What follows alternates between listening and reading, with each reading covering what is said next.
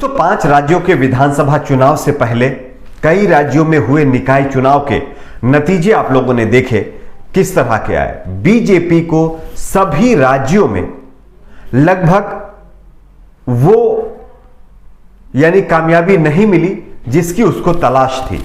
हालांकि हैदराबाद और उसके बाद आसाम के अंदर और कश्मीर के अंदर बीजेपी ने अच्छा परफॉर्मेंस किया, लेकिन जो उम्मीद थी उस हिसाब से नहीं हो पाया। और फिर एक बार एक और राज्य के चुनाव नतीजे घोषित हो गए हैं।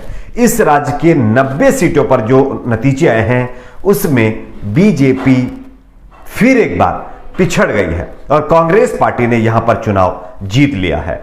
आपको हम विस्तार से बताएंगे कितनी सीटों पर और कहां कहां कौन से कैंडिडेट किस पार्टी के खाते में कितनी सीटें गई हैं। उससे पहले एक छोटी सी रिक्वेस्ट है, अगर आपको भी लगता है हमारे देश में होने वाले तमाम चुनाव बैलेट पेपर से होने चाहिए तो आप इस वीडियो को लाइक करके चैनल को सब्सक्राइब जरूर कर लीजिए। राजस्थान में 2 चरणों के निकाय चुनाव रिजल्ट के बाद तीसरे चरण के भी निकाय चुनाव रिजल्ट घोषित कर दिए गए हैं। राजस्थान के 20 जिलों के 90 निकायों की लगभग 3,334 सीटों पर हुए चुनाव नतीजे फाइनली घोषित हो गए। इससे पहले भी मैंने आपको सीटों के रिजल्ट बताए थे, लेकिन वो फाइनल रिजल्ट नहीं थे।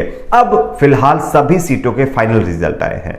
यहां पर 31 यानी 31 जनवरी को ये हालांकि नतीजे घोषित किए गए थे, लेकिन थोड़ा टाइम लगता है। आप सभी जानते होंगे पंचायत चुनाव में थोड़ा सा टाइम लगता है। तो फाइनल अब नतीजों का जो इंतजार किया जा रहा था वो घोषित किए गए। इस परिणाम के मुताबिक बीजेपी और कांग्रेस के बीच कांटे का मुकाबला हुआ, लेकिन फाइनली बीजेपी यहां पर पिछड़ गई है। इस चुनाव में 29 लाख वोटर टोटल थे, जिनमें से 22 लाख वोटरों ने अपने वोट का इस्तेमाल किया। लगभग 7,85,282 वोट यहां पर कांग्रेस को मिले और बीजेपी को 7,65,363 वोट मिले और 6,87,219 वोट यहां पर निर्दलियों को मिले। और एक नगर निगम, 9 नगर परिषद और 80 नगर पालिका के लिए 28 जनवरी को यहां पर चुनाव हुए थे। चलिए हम आपको बताते हैं रिजल्ट की फाइनल रिजल्ट क्या है।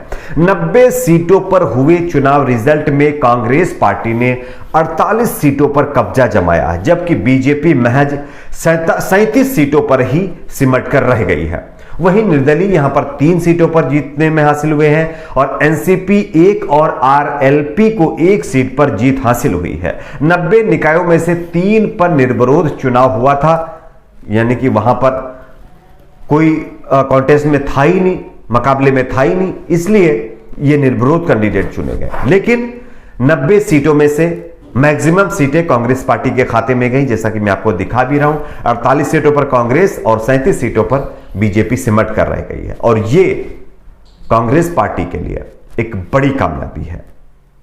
आपकी क्या राय है नीचे कमेंट बॉक्स में जरूर शेयर करिए। वीडियो को लाइक शेयर, चैनल को सब्सक्राइब भी जरूर करें।